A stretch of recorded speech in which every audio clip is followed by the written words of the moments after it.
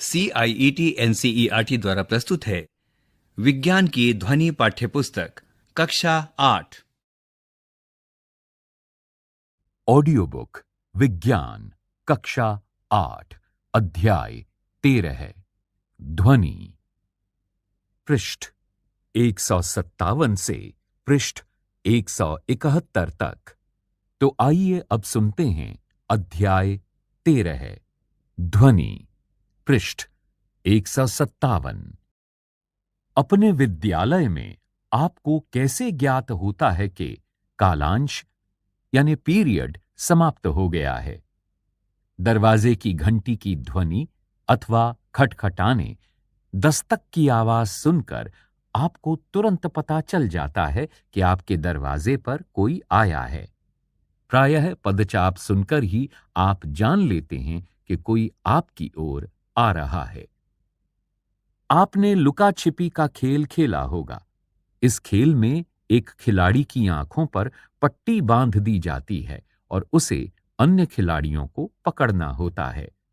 आंखों पर पट्टी बंधे होने पर भी उस खिलाड़ी को कैसे पता चल जाता है कि उसके सबसे समीप कोई खिलाड़ी है? ध्वनि का हमारे जीवन में एक महत्वपूर्ण स्थान है।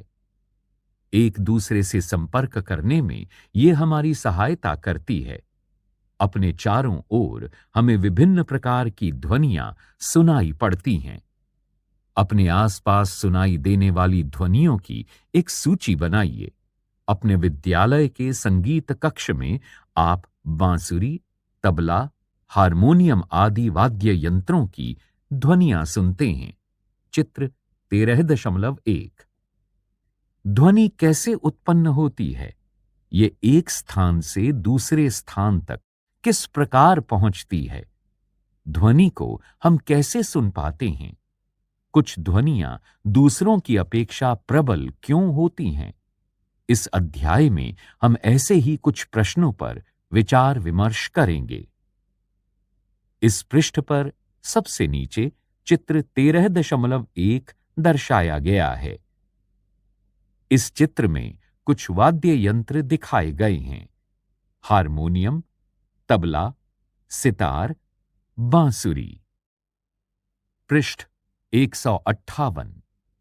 13.1 ध्वनि कंपित वस्तुओं द्वारा उत्पन्न होती है। विद्यालय की घंटी को जब बज न रही हो, छू कर देखिए। आप कैसा अनुभव करते हैं? जब वो ध्वनि उत्पन्न कर रही हो तो इसे पुनः छू कर देखिए। क्या आप इसे कंपित होता हुआ अनुभव कर सकते हैं? क्रियाकलाप 13.1 धातु की एक प्लेट अथवा एक कड़ाही लीजिए। इसे किसी सुविधाजनक स्थान पर इस प्रकार लटकाइए कि यह किसी दीवार को न छुए। अब इस पर किसी छड़ी से चोट मारिए। चित्र 13.2 क्या आपको कोई ध्वनि सुनाई पड़ती है? प्लेट अथवा कड़ाही को धीमे से अपनी अंगुली से छू कर देखिए। क्या आप कंपनों का अनुभव करते हैं? चित्र 13.2 इस चित्र में एक उथली कड़ाही पर चोट मारते हुए एक बच्चे का दृश्य दिखाया गया है। प्लेट पर फिर से छड़ी से चोट मारिए तथा चोट मारने के तुरंत बाद इसे अपने हाथों से कसकर पकड़ लीजिए। क्या आप अब भी ध्वनि सुन पाते हैं? जब प्लेट ध्वनि उत्पन्न करना बंद कर दे, तब इसे फिर से छूकर देखिए। क्या अब आप कंपनों का अनुभव कर पाते हैं? क्रियाकलाप 13.2 रबड़ का एक छल्ला लीजिए। इसे चित्र 13.3 में दिखाए अनुसार एक पेंसिल बॉक्स पर चढ़ाइए। बॉक्स तथा तानित रबड़ के बीच में 2 पेंसिलें लगाइए। अब रबड़ के छल्ले को लगभग बीच में से खींचकर छोड़ दीजिए। क्या आपको कोई ध्वनि सुनाई देती है? क्या रबड़ का छल्ला कंपन करता है? चित्र 13.3। इस चित्र के माध्यम से रबड़ के छल्ले को कर्षित यानी प्लक करते हुए दिखाया गया है। कक्षा 7 में आप अध्ययन कर चुके हैं कि किसी वस्तु की अपनी माध्य स्थिति के इधर उधर या आगे पीछे होने वाली गति को कंपन कहते हैं। जब कसकर तानित एक रबड़ के छल्ले को कर्षित यानी प्लक करते हैं या बीच से खींचकर छोड़ते हैं तो यह कंपन करता है और ध्वनि उत्पन्न करता है। जब यह कंपन करना बंद कर देता है तो ध्वनि बंद हो जाती है। क्रियाकलाप 13.3। धातु की एक थाली लीजिए, इसमें कुछ जल डालिए, एक चम्मच से इसके किनारे पर आघात कीजिए। चित्र 13.4। क्या आप ध्वनि सुन पाते हैं? थाली पर पुनः आघात कीजिए और तब इसे छूकर देखिए। क्या आप थाली का कंपित होना अनुभव करते हैं? थाली पर पुनः आघात कीजिए। जल की सतह को देखिए। क्या आप वहां पर कोई तरंगें देख पाते हैं? अब थाली को पकड़िए। आप जल की सतह पर क्या परिवर्तन देखते हैं? क्या आप इस परिवर्तन की व्याख्या कर सकते हैं? क्या इससे वस्तु के कंपनों को ध्वनि के साथ जोड़ने का कोई संकेत मिलता है? पृष्ठ 159। इस पृष्ठ पर बाईं ओर ऊपर चित्र 13.4 दिखाया गया है। इस चित्र के माध्यम से यह दर्शाया गया है कि कंपित थाली जल में तरंगें उत्पन्न करती है। इस प्रकार हमने देखा कि कंपायमान वस्तुएं ध्वनि उत्पन्न करती हैं। कुछ स्थितियों में ये कंपन हमें आसानी से दिखाई दे जाते हैं, लेकिन अधिकांश स्थितियों में उनका आयाम यानी एम्पलीट्यूड इतना कम होता है कि हम उन्हें देख नहीं पाते। तथापि हम इन कंपनों का अनुभव कर सकते हैं। क्रियाकलाप 13.4। नारियल का एक खोखला खोल लीजिए और उससे एक वाद्य यंत्र, एक तारा बनाइए। इसे आप किसी मिट्टी के बर्तन से भी बना सकते हैं। चित्र 13.5। इस वाद्य यंत्र को बजाइए और इसके कंपायमान भाग को पहचानिए। चित्र 13.5। एक तारा। सुपरिचित वाद्य यंत्रों की एक सूची बनाइए और उनके कंपायमान भागों को पहचानिए। कुछ उदाहरण सारणी 13.1 में दिए गए हैं। शेष सारणी को पूरा कीजिए। सारणी 13.1 वाद्य यंत्र तथा उनके कंपायमान भाग। इस सारणी में 3 मुख्य शीर्षक दिए गए हैं। क्रम संख्या, वाद्य यंत्र, ध्वनि उत्पन्न करने वाला कंपमान भाग। क्रम संख्या 1 वाद्य यंत्र वीणा। ध्वनि उत्पन्न करने वाला कंपमान भाग तानित डोरी या तार। क्रम संख्या 2 वाद्य यंत्र तबला। ध्वनि उत्पन्न करने वाला कंपमान भाग तानित झिल्ली।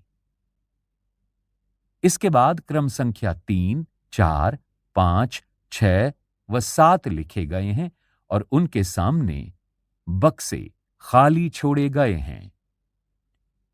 संभवतः आपने मंजीरा, झांझ, घटम तथा नूट यानी मिट्टी के बर्तन तथा करताल देखे होंगे। ये वाद्य यंत्र सामान्यतः हमारे देश के अनेक भागों में बजाए जाते हैं। इन वाद्य यंत्रों को केवल पीटा या आघात किया जाता है। चित्र 13.6। क्या आप इस प्रकार के कुछ अन्य वाद्य यंत्रों के नाम बता सकते हैं?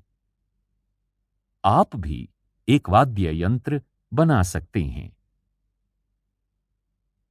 इस पृष्ठ पर चित्र 13.6 दिखाया गया है।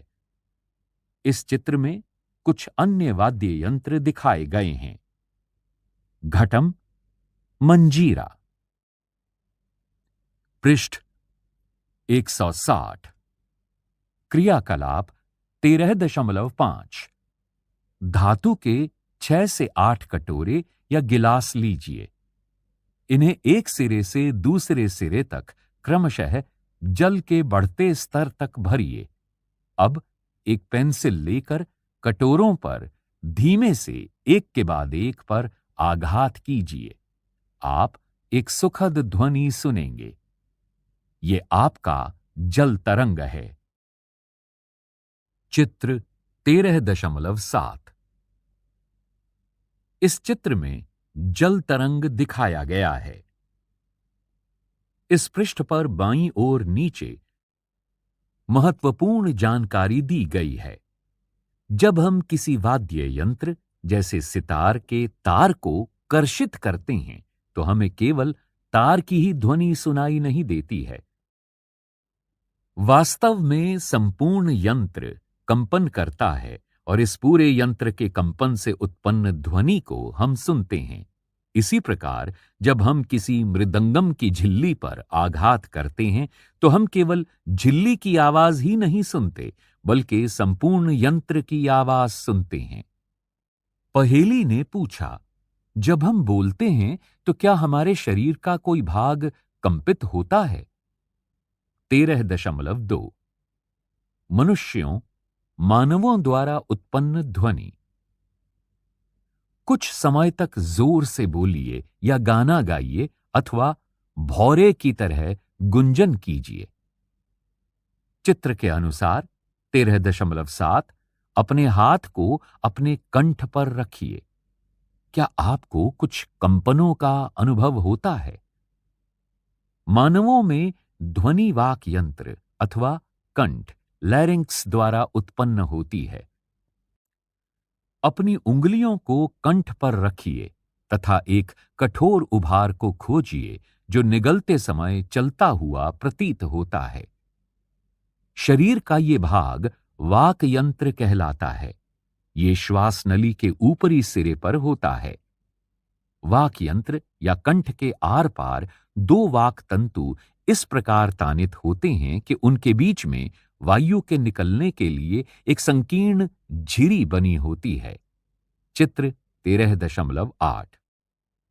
इस चित्र में मानवों में वाक यंत्र को दिखाया गया है।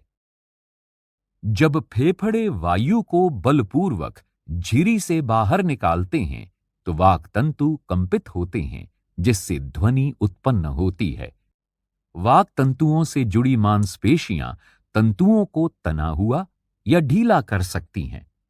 जब वाक तंतु तने हुए और पतले होते हैं तब वाक ध्वनि का प्रकार या उसकी गुणवत्ता उस वाक ध्वनि से भिन्न होती है जब वाक तंतु ढीले और मोटे होते हैं। आइए देखें कि वाक तंतु किस प्रकार कार्य करते हैं। पृष्ठ 161। क्रियाकलाप 13.6। समान साइज की रबड़ की दो पट्टियां लीजिए। इन दोनों को एक दूसरे के ऊपर रखकर कसकर तानिए। अब इनके बीच के अंतराल यानी दरार में हवा फूंकिए। चित्र 13.9 ए। जब तानित रबड़ की पट्टियों के बीच से हवा फूंकी जाती है तो ध्वनि उत्पन्न होती है। एक कागज के टुकड़े जिसमें एक पतली झिरी बनी हो की सहायता से भी आप इस क्रियाकलाप को कर सकते हैं। कागज को अपनी उंगलियों के बीच चित्र 13.9 बी की भांति पकड़िए। अब झिरी के बीच से हवा फूंकिए और ध्वनि सुनिए। हमारे वाक तंतु भी ठीक इसी प्रकार ध्वनि उत्पन्न करते हैं। चित्र 13.9 ए तथा बी। इन दोनों चित्रों के माध्यम से वाक तंतुओं की कार्यविधि बताई गई है। पुरुषों के वाक तंतुओं की लंबाई 20 mm होती है। महिलाओं में इसकी लंबाई 15 mm होती है। बच्चों के वाक् तंतु बहुत छोटे होते हैं। यही कारण है कि पुरुषों, महिलाओं तथा बच्चों की वाक् ध्वनियां भिन्न भिन्न होती हैं। 13.3 ध्वनि संचरण के लिए माध्यम की आवश्यकता होती है।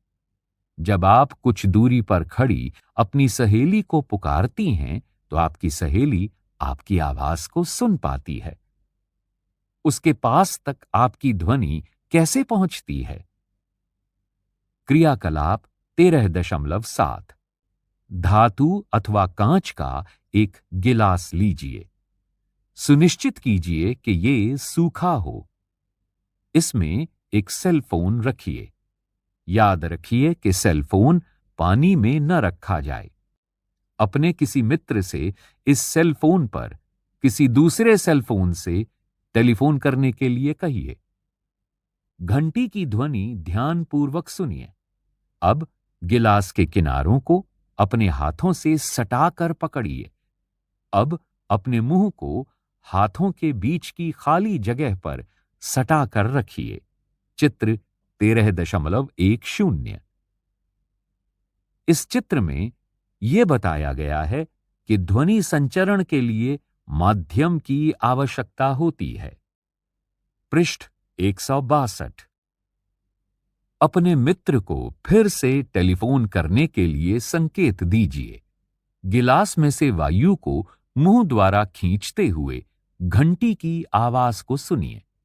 क्या गिलास में से वायु बाहर खींचने पर घंटी की ध्वनि धीमी हो जाती है? गिलास को अपने मुंह से हटाइए। क्या ध्वनि फिर से प्रबल हो जाती है? क्या आप सोच सकते हैं कि ऐसा क्यों हुआ? क्या यह संभव है कि गिलास में वायु की मात्रा कम होने और घंटी की प्रबलता कम होने में कोई संबंध है? वास्तव में यदि आप गिलास में से सारी वायु बाहर खींच पाते तो ध्वनि पूरी तरह सुनाई देना बंद हो जाती।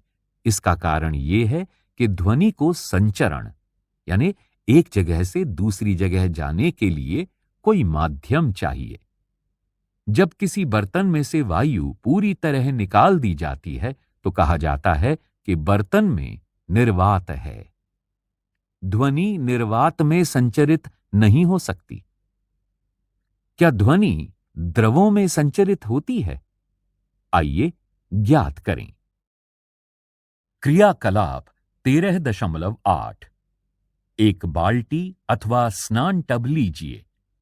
इसे स्वच्छ जल से भरिए। एक हाथ में एक छोटी घंटी लीजिए। ध्वनि उत्पन्न करने के लिए इस घंटी को जल में हिलाइए। ध्यान रखिए कि घंटी बाल्टी या टब की दीवारों को न छुए। अपने कान को जल की सतह पर सावधानीपूर्वक रखिए। चित्र 13.11 इस चित्र के माध्यम से ध्वनि को जल में संचरित होते हुए दिखाया गया है। सतर्क रहें कि जल आपके कान में प्रवेश न करे। क्या आप घंटी की ध्वनि सुन पाते हैं? क्या इससे पता चलता है कि ध्वनि का संचरण द्रवों में हो सकता है?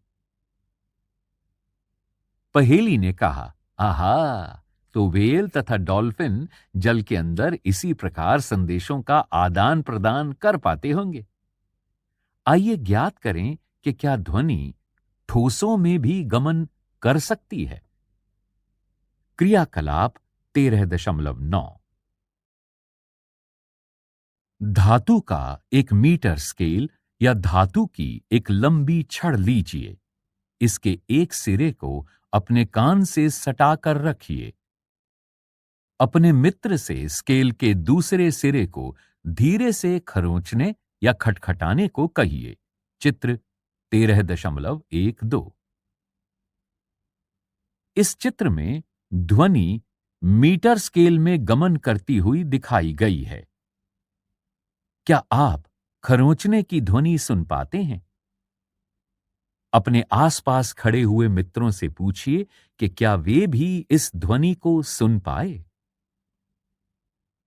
पृष्ठ 163 आप अपने कान को लकड़ी या धातु की किसी लंबी मेज के एक सिरे पर रखकर तथा अपने मित्र को दूसरे सिरे को खरोंचने के लिए कहकर भी उपरोक्त क्रियाकलाप कर सकते हैं। चित्र 13.13। इस चित्र के माध्यम से यह दर्शाया गया है कि ध्वनि ठोस पदार्थों में संचरण कर सकती है। हमने देखा कि ध्वनि लकड़ी या धातु में चल सकती है। वास्तव में ध्वनि किसी भी ठोस में संचरण कर सकती है। आप एक मनोरंजक क्रियाकलाप द्वारा यह दर्शा सकते हैं कि ध्वनि डोरियों में भी चल सकती है। अपने बनाए हुए खिलौना टेलीफोन को याद कीजिए। चित्र 13.14। क्या आप कह सकते हैं कि ध्वनि डोरियों में भी गमन कर सकती है? चित्र 13.14। इस चित्र में खिलौना टेलीफोन दिखाया गया है। अब तक हमने सीखा कि कंपायमान वस्तुएं ध्वनि उत्पन्न कर सकती हैं तथा ये किसी माध्यम में सभी दिशाओं में संचरित हो सकती हैं। ये माध्यम गैस, द्रव या ठोस कोई भी हो सकता है। इस ध्वनि को हम सुनते कैसे हैं? 13.4। हम ध्वनि को अपने कानों द्वारा सुनते हैं। कान के बाहरी भाग की आकृति कीप फनल जैसी होती है। जब ध्वनि इसमें प्रवेश करती है तो ये एक नलिका से गुजरती है जिसके सिरे पर एक पतली तानित झिल्ली होती है। इसे कर्णपटह यानी ईयर ड्रम कहते हैं। ये एक महत्वपूर्ण कार्य करता है। ये जानने के लिए कि कर्णपटह क्या कार्य करता है, आइए टिन के डिब्बे का एक कर्णपटह बनाएं। क्रियाकलाप 13.10। एक प्लास्टिक अथवा टिन का डिब्बा लीजिए। इसके दोनों सिरे काटिए। डिब्बे के एक सिरे पर एक रबड़ के गुब्बारे को तानिए और इसे एक रबड़ के छल्ले से कस दीजिए। तानित रबड़ के ऊपर सूखे अन्न या थर्मोकोल के 4 या 5 दाने रखिए। अब अपने मित्र से डिब्बे के खुले सिरे पर हुर्रे हुर्रे बोलने के लिए कहिए। चित्र 13.14।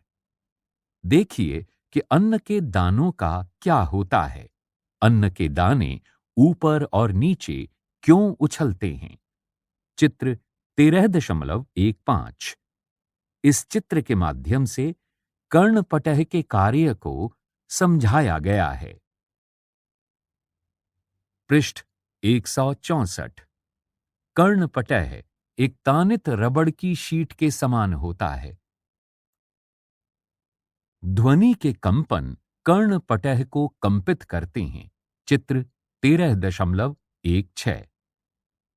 कर्णपटह कंपनों को आंतरकर्ण अर्थात इनर ईयर तक भेज देता है।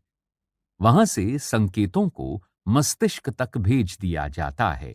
इस प्रकार हम ध्वनि को सुन सकते हैं। चित्र 13.16।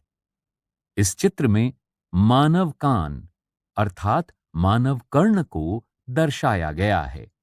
इस चित्र में कर्णपटह व आंतरकर्ण दोनों को दिखाया गया है। पहेली ने कहा, हमें कभी भी अपने कानों में कोई तीखी, नुकीली या कठोर वस्तु नहीं डालनी चाहिए। यह कर्णपटह को क्षति पहुंचा सकती है, जिससे सुनने की शक्ति कम हो सकती है। 13.5। कंपन का आयाम, आवर्तकाल तथा आवृत्ति। हम जानते हैं कि किसी वस्तु का बार बार इधर उधर गति करना कंपन कहलाता है। इस गति को दोलन गति भी कहते हैं। आप पिछली कक्षाओं में दोलन गति तथा इसके आवर्तकाल के बारे में पढ़ चुके हैं। प्रति सेकंड होने वाले दोलनों की संख्या को दोलन की आवृत्ति कहते हैं। आवृत्ति को हर्ट्ज में मापा जाता है। इसका संकेत Hz है। Hz आवृत्ति 1 दोलन प्रति सेकंड के बराबर होती है।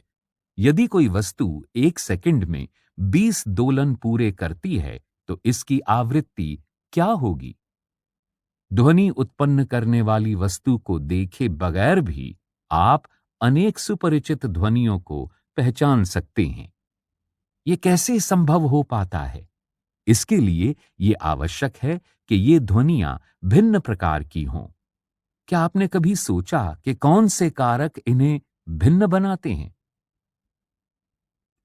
आयाम तथा आवृत्ति किसी ध्वनि के दो महत्वपूर्ण गुण हैं।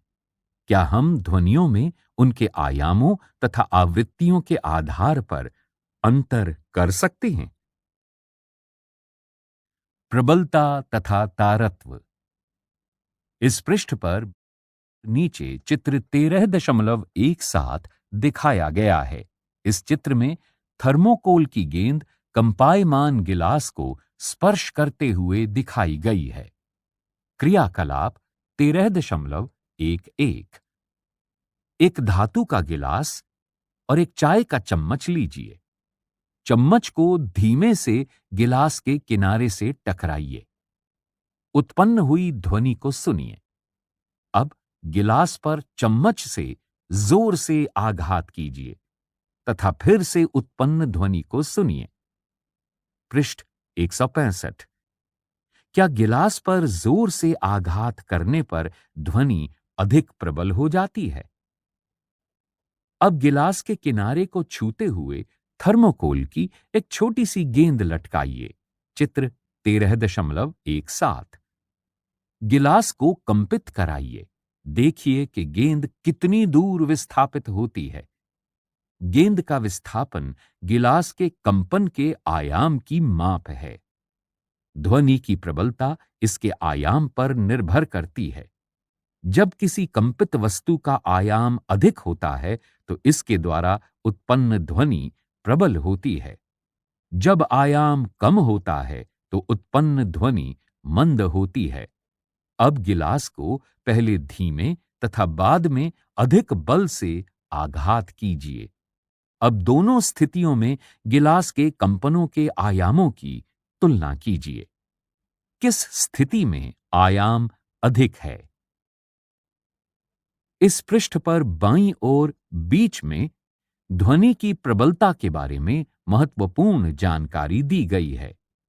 ध्वनि की प्रबलता ध्वनि उत्पन्न करने वाले कंपनों के आयाम के वर्ग के समानुपातिक है। उदाहरण के लिए यदि आयाम दुगुना हो जाए तो प्रबलता 4 के गुणक में बढ़ जाती है। प्रबलता को डेसिबल यानी डीबी मात्रक में व्यक्त करते हैं। निम्न सारणी विभिन्न स्रोतों से आने वाली ध्वनि की प्रबलता का कुछ बोध कराती है। सामान्य श्वास 10 डीबी, मंद फुसफुसाहट 30 डीबी, सामान्य बातचीत या वार्तालाप 60 डीबी, व्यस्त यातायात 70 डीबी, औसत फैक्ट्री 80 डीबी। 80 डीबी से अधिक प्रबल शोर शरीर के लिए कष्टदायक होता है। ध्वनि की प्रबलता इसके आयाम पर निर्भर करती है। जब किसी कंपित वस्तु का आयाम अधिक होता है तो इसके द्वारा उत्पन्न ध्वनि प्रबल होती है। जब आयाम छोटा होता है तो उत्पन्न ध्वनि मंद होती है। किसी बच्चे की ध्वनि की तुलना एक वयस्क से कीजिए। क्या इनमें कुछ अंतर है? चाहे दोनों ध्वनियां समान रूप से प्रबल हों, फिर भी उनमें कुछ भिन्नता है। आइए देखें ये किस प्रकार भिन्न हैं। बूझो ने कहा, मैं चकित हूं कि मेरी आवाज मेरे अध्यापक से भिन्न क्यों है। आवृत्ति ध्वनि की तीक्ष्णता या तारत्व को निर्धारित करती है। यदि कंपन की आवृत्ति अधिक है तो हम कहते हैं कि ध्वनि तीखी है। यदि कंपन की आवृत्ति कम है तो हम कहते हैं कि ध्वनि का तारत्व कम है। इस पृष्ठ पर चित्र 13.18 दर्शाया गया है।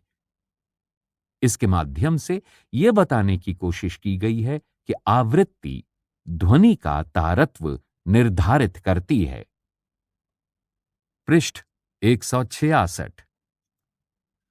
उदाहरण के लिए ढोल मंद आवृत्ति से कंपित होता है, इसलिए यह कम तारत्व की ध्वनि उत्पन्न करता है। दूसरी ओर सीटी की आवृत्ति अधिक होती है और इसलिए अधिक तारत्व की ध्वनि उत्पन्न करती है। चित्र 13.18। पक्षी उच्च तारत्व की ध्वनि उत्पन्न करता है, जबकि शेर की दहाड़ का तारत्व मंद होता है। तथापि शेर की दहाड़ अत्यधिक प्रबल है, जबकि पक्षी की ध्वनि दुर्बल होती है। आप प्रतिदिन बच्चों तथा वयस्कों की आवाजें सुनते हैं। क्या आप उनकी आवाजों में कोई अंतर पाते हैं? क्या आप कह सकते हैं कि बच्चे की आवाज की आवृत्ति वयस्क की आवाज की आवृत्ति से अधिक है? सामान्यतः एक महिला की आवाज किसी पुरुष की अपेक्षा अधिक आवृत्ति की तथा अधिक तीखी होती है। 13.6 श्रव्य तथा अश्रव्य ध्वनियां। हम जानते हैं कि ध्वनि उत्पन्न करने के लिए हमें एक कंपायमान वस्तु की आवश्यकता होती है। क्या हम सभी कंपायमान वस्तुओं की ध्वनियां सुन सकते हैं?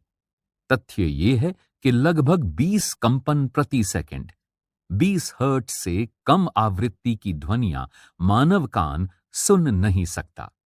ये कह सकते हैं कि 20 हर्ट्ज से कम आवृत्ति की ध्वनियां मानव कान द्वारा संसूचित नहीं की जा सकती।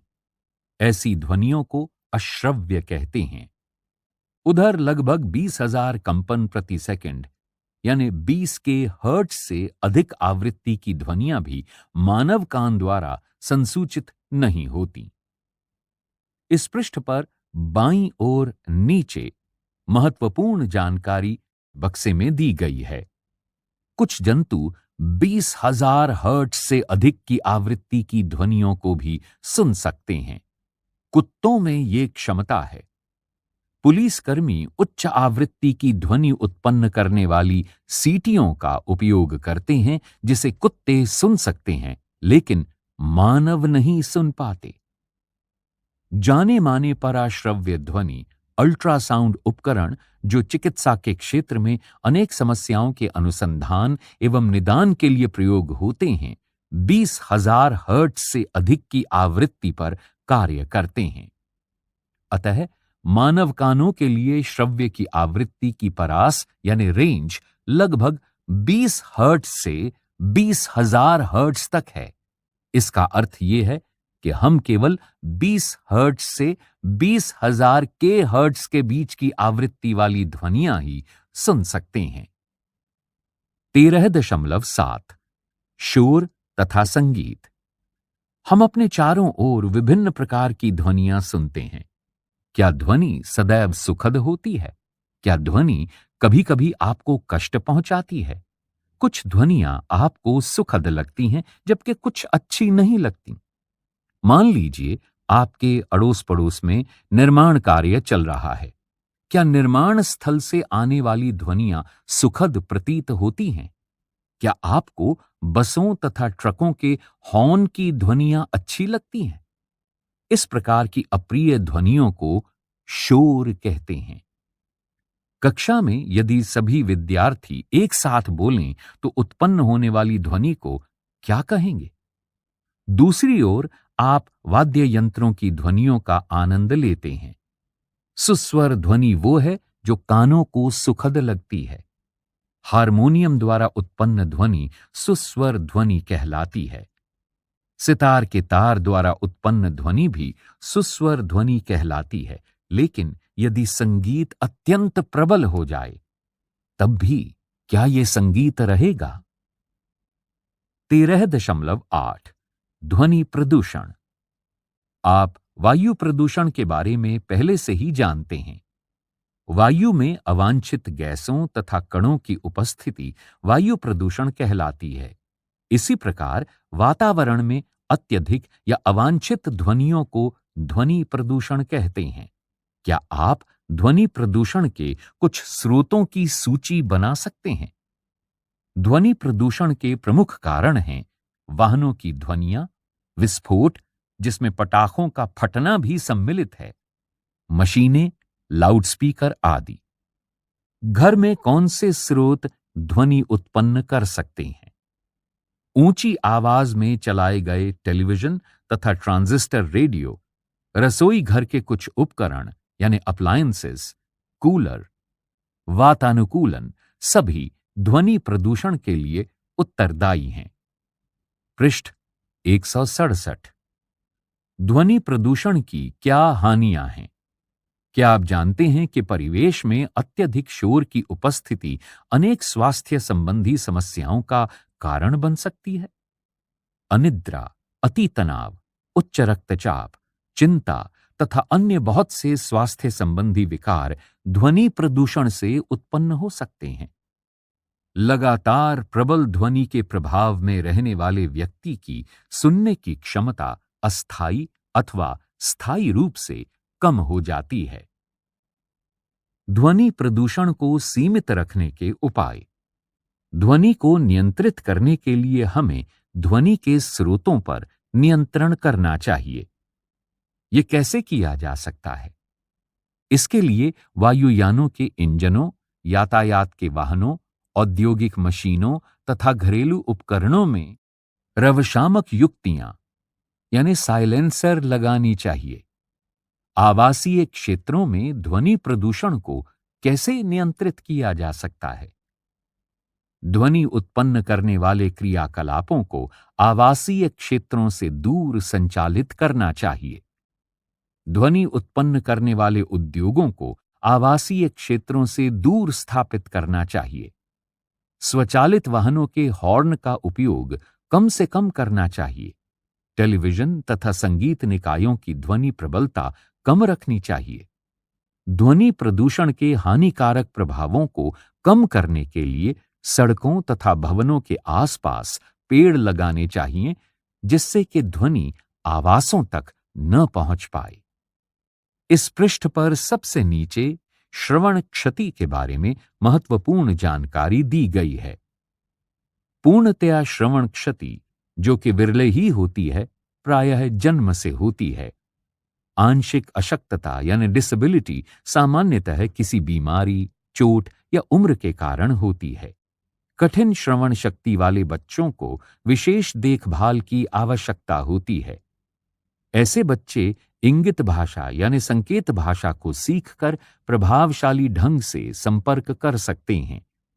क्योंकि वाक शक्ति श्रवण के परिणाम स्वरूप विकसित होती है, इसलिए श्रवण अशक्तता से ग्रस्त बच्चे की वाक शक्ति भी दोषपूर्ण हो सकती है। औद्योगिकीय अथवा प्रौद्योगिकीय युक्तियों ने श्रवण क्षतिग्रस्त व्यक्तियों के जीवन की गुणता में सुधार को संभव बना दिया है। श्रवण क्षतिग्रस्तों के रहन सहन के वातावरण में सुधार लाने के लिए समाज बहुत कुछ कर सकता है। प्रमुख शब्द: आयाम, कर्णपटह, आवृत्ति, हर्ट्ज, कंठ, प्रबलता, शोर, दोलन, तारत्व, आवर्तकाल, कंपन, वाक यंत्र, श्वास नली। आपने क्या सीखा? ध्वनि कंपन करती हुई वस्तु द्वारा उत्पन्न होती है। मानव वाक तंतुओं के कंपन द्वारा ध्वनि उत्पन्न करते हैं। ध्वनि किसी माध्यम, गैस, द्रव या ठोस में संचरित होती है। ये निर्वात में संचरित नहीं हो सकती। कर्णपटह ध्वनि के कंपनों को अनुभव करते हैं। ये इन संकेतों को मस्तिष्क तक भेज देते हैं। इस प्रक्रिया को श्रवण कहते हैं। प्रति सेकंड होने वाले दोलनों या कंपनों की संख्या दोलन की आवृत्ति कहलाती है। आवृत्ति को हर्ट्ज HZ में व्यक्त करते हैं। कंपन का आयाम जितना अधिक होता है, ध्वनि उतनी ही प्रबल होती है। कंपन की आवृत्ति अधिक होने पर तारत्व अधिक होता है और ध्वनि अधिक तीक्ष्ण होती है। अप्रिय ध्वनियां शोर कहलाती हैं। अत्यधिक या अवांछित ध्वनियां ध्वनि प्रदूषण उत्पन्न करती हैं। ध्वनि प्रदूषण मानवों के लिए स्वास्थ्य समस्याएं उत्पन्न कर सकता है। ध्वनि प्रदूषण को न्यूनतम करने के प्रयास करने चाहिए। सड़क के किनारे तथा अन्य स्थानों पर पेड़ लगाने से ध्वनि प्रदूषण को कम किया जा सकता है। अभ्यास 1। सही उत्तर चुनिए। ध्वनि संचरित हो सकती है। क केवल वायु या गैसों में। ख केवल ठोसों में। ग केवल द्रवों में। घ ठोसों, द्रवों तथा गैसों में। पृष्ठ 169। 2। निम्न में से किस वाक ध्वनि की आवृत्ति न्यूनतम होने की संभावना है? क छोटी लड़की की। ख छोटे लड़के की। ग पुरुष की। घ महिला की। 3। इन कथनों में सही कथन के सामने टी तथा गलत कथन के सामने एफ पर निशान लगाइए। क ध्वनि निर्वात में संचरित नहीं हो सकती। ख किसी कंपित वस्तु के प्रति सेकंड होने वाले दोलनों की संख्या को इसका आवर्तकाल कहते हैं। ग यदि कंपन का आयाम अधिक है तो ध्वनि मंद होती है। घ मानव कानों के लिए श्रव्यता का परास 20 हर्ट्ज से 20,000 हर्ट्ज है। ड कंपन की आवृत्ति जितनी कम होगी तारत्व उतना ही अधिक होगा। च अवांछित या अप्रिय ध्वनि को संगीत कहते हैं। छ ध्वनि प्रदूषण आंशिक श्रवण अशक्तता उत्पन्न कर सकता है। 4 उचित शब्दों द्वारा रिक्त स्थानों की पूर्ति कीजिए। क किसी वस्तु द्वारा एक दोलन को पूरा करने में लिए गए समय को रिक्त स्थान कहते हैं। ख प्रबलता कंपन के रिक्त स्थान से निर्धारित की जाती है। ग आवृत्ति का मात्रक रिक्त स्थान है। घ अवांछित ध्वनि को रिक्त स्थान कहते हैं। ड ध्वनि की तीक्ष्णता कंपनों की रिक्त स्थान से निर्धारित होती है। 5 एक दोलक 4 सेकंड में 40 बार दोलन करता है। इसका आवर्तकाल तथा आवृत्ति ज्ञात कीजिए। 6 एक मच्छर अपने पंखों को 500 कंपन प्रति सेकंड की औसत दर से कंपित करके ध्वनि उत्पन्न करता है। कंपन का आवर्तकाल कितना है? 7 इन वाद्य यंत्रों में उस भाग को पहचानिए जो ध्वनि उत्पन्न करने के लिए कंपित होता है। क ढोलक। ख सितार। ग बांसुरी। 8 शोर तथा संगीत में क्या अंतर है? क्या कभी संगीत शोर बन सकता है? 9 अपने वातावरण में ध्वनि प्रदूषण के स्रोतों की सूची बनाइए। 10 वर्णन कीजिए कि ध्वनि प्रदूषण मानव के लिए किस प्रकार से हानिकारक है। 11 आपके माता पिता एक मकान खरीदना चाहते हैं। उन्हें एक मकान सड़क के किनारे पर तथा दूसरा सड़क से 3 गली छोड़कर देने का प्रस्ताव किया गया है। आप अपने माता पिता को कौन सा मकान खरीदने का सुझाव देंगे? अपने उत्तर की व्याख्या कीजिए। 12 मानव वाक यंत्र का चित्र बनाइए तथा इसके कार्य की अपने शब्दों में व्याख्या कीजिए। 13 आकाश में तड़ित तथा मेघ गर्जन की घटना एक समय पर तथा हमसे समान दूरी पर घटित होती है। हमें तड़ित पहले दिखाई देती है तथा मेघ गर्जन बाद में सुनाई देता है। क्या आप इसकी व्याख्या कर सकते हैं? विस्तारित अधिगम, क्रियाकलाप एवं परियोजनाएं। 1. अपने विद्यालय के संगीत कक्ष को देखिए। आप अपने क्षेत्र के संगीतज्ञों से भी मुलाकात कर सकते हैं। वाद्य यंत्रों की एक सूची बनाइए। इन यंत्रों के उन भागों के नाम लिखिए जो ध्वनि उत्पन्न करते समय कंपित होते हैं। 2. यदि आप कोई वाद्य यंत्र बजाते हैं तो उसे कक्षा में लाइए और दिखलाइए कि आप इसे कैसे बजाते हैं। 3. प्रसिद्ध भारतीय संगीतज्ञों तथा उनके द्वारा बजाए जाने वाले वाद्य यंत्रों की सूची बनाइए। 4. एक लंबा धागा लीजिए तथा उसके एक सिरे पर एक लूप बनाइए। अपने हाथों को अपने कानों पर रखिए और अपने किसी मित्र से इस धागे के लूप को आपके सिर तथा हाथों के चारों ओर रखने के लिए कहिए। उससे कहिए कि धागे के दूसरे सिरे को कसकर हाथ में पकड़े। अब उससे अपनी अंगुली तथा अंगूठे को धागे के अनुदिश कसकर चलाने के लिए कहिए। चित्र 13.19। क्या आप गर्जन जैसी गड़गड़ाहट की ध्वनि सुन पाते हैं? अब इस क्रियाकलाप को तब दोहराइए जब कोई अन्य मित्र आप दोनों के पास खड़ा हो।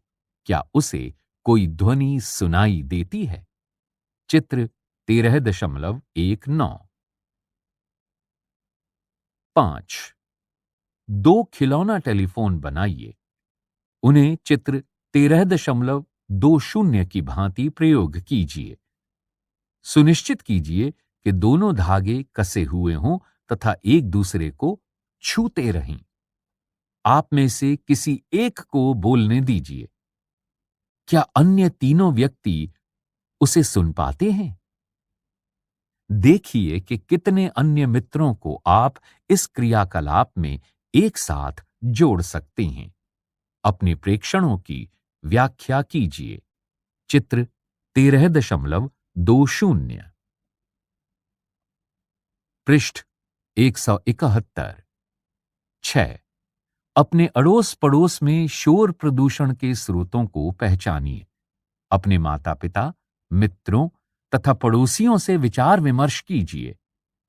सुझाइए कि शोर प्रदूषण को कैसे नियंत्रित करें। एक संक्षिप्त रिपोर्ट बनाइए तथा इसे कक्षा में प्रस्तुत कीजिए। आप इन वेबसाइट पर संबंधित विषयों पर और अधिक अध्ययन कर सकते हैं। www.physicsclassroom.com/class/soundtoc.html health.howstuffworks.com/hearing.htm। क्या आप जानते हैं, भारत में हैदराबाद के निकट गोलकुंडा नामक एक भव्य किला है। यह बहुत से इंजीनियरी यानी अभियांत्रिकी तथा वास्तु अर्थात आर्किटेक्चरल अजूबों के लिए प्रसिद्ध है। जल प्रदाय व्यवस्था उनमें से एक अजूबा है, परंतु कदाचित सबसे अधिक आश्चर्यजनक अजूबा किले के निकास द्वार के पास स्थित एक गुंबद है। इस गुंबद के नीचे एक निश्चित बिंदु पर हाथों की तालियों से उत्पन्न ध्वनि अनुरणित यानी गूंजती होती है, जिसे लगभग 1 किलोमीटर दूर किले के शीर्ष बिंदु पर स्थित किसी स्थान पर सुना जा सकता है। इसकी रचना एक चेतावनी प्रणाली के रूप में की गई थी। यदि कोई सुरक्षाकर्मी किले के बाहर कोई रहस्यमय हलचल देखता था तो गुंबद के अंदर एक निश्चित बिंदु पर तालियां बजाता था तथा किले के भीतर की फौज संभावित खतरे से सतर्क हो जाती थी। इस पृष्ठ पर सबसे नीचे गोलकुंडा किले का चित्र दिखाया गया है। इसी के साथ 18 अध्यायों की इस पुस्तक का अध्याय 13 यहां समाप्त हुआ।